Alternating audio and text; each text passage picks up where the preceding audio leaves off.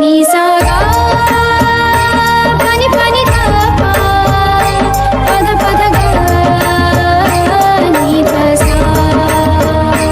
नी सा गा पानी पानी गा पा पद पद गा नी सा ही गाथा अस्तित्वाची शौर्याची पराक्रमाची ही गाथा अस्तित्वाची शौर्याची पराक्रमाची या मातीमधल्या कणाकणातील मौल्यवान रत्नांची या मातीमधल्या कणाकणातील मौल्यवान रत्नांची कर्तृत्व इथे गगनाला भिडे परिमोल जाणून ठेवू व्यक्तिविशेष नमस्कार विद्यार्थी मित्रांनो, रेडिओ MPSC गुरुमध्ये मी आरजे प्रिया तुम्हा सर्वांचं मनापासून स्वागत करते. विद्यार्थी मित्रांनो, आपण व्यक्तिविशेष हे सत्र ऐकत असतो.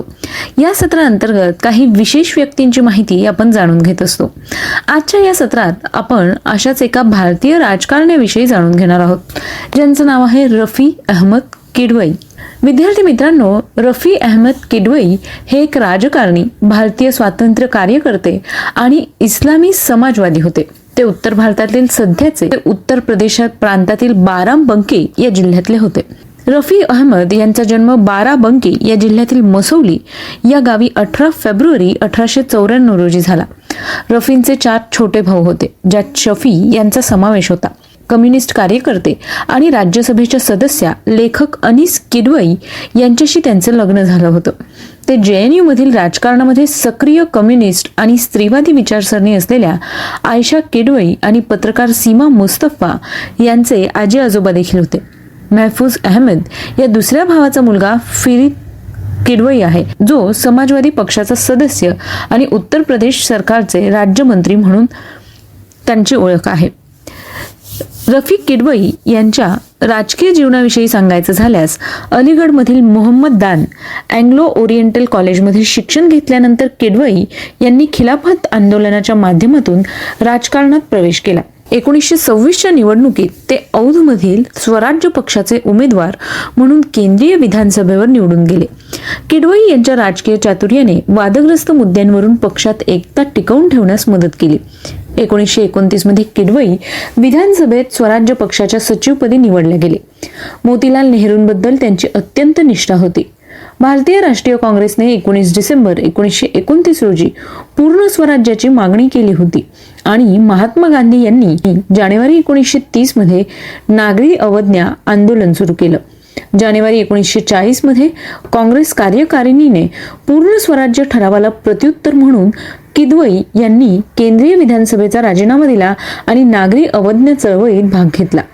प्रांत स्वायत्तता योजनेअंतर्गत 1937 मध्ये किडवई संयुक्त प्रांतातील आग्रा आणि अवध UP मधील गोविंद वल्लभ पंत यांच्या मंत्रिमंडळात महसूल व तुरुंग मंत्री झाले. त्यांच्या कारभाराखाली जमीनदारी व्यवस्थेला आळा घालणारा उत्तर प्रदेश हा पहिला प्रांत बनला. एप्रिल 1946 मध्ये ते उत्तर प्रदेशचे गृहमंत्री झाले.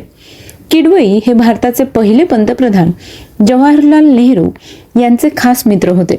1947 मध्ये ब्रिटिश राज्याकडून भारताला स्वातंत्र्य मिळाल्यानंतर किडवई हे भारताचे पहिले संप्रेषण आणि माहिती तंत्रज्ञान मंत्री बनले. त्यांनी मे 1952 ते ऑक्टोबर 1954 केंद्रीय अन्न व कृषी मंत्रालय देखील सांभाळलं होतं. किडवई यांचं 24 ऑक्टोबर 1954 रोजी दिल्लीत निधन झालं. भाषण देताना दम्याचा झटका आल्यानंतर त्यांना हृदयविकाराचा झटका आला. त्यांच्याच गावी त्यांचं समाधीस्थळ देखील बांधलं गेलं. विद्यार्थी मित्रांनो, आज रफी अहमद किडवई यांचा स्मृती दिन. त्याच निमित्ताने आपण त्यांच्याविषयीची ही माहिती जाणून घेतली. या माहितीविषयी तुमचा फीडबॅक आम्हाला द्यायला विसरू नका. त्यासाठीचा आमचा व्हॉट्सअप क्रमांक आहे 8698 म्हणजेच 8698869880. चला तर मग विद्यार्थी मित्रांनो, मी आरजे प्रिया तुम्हा सगळ्यांची रजा घेते.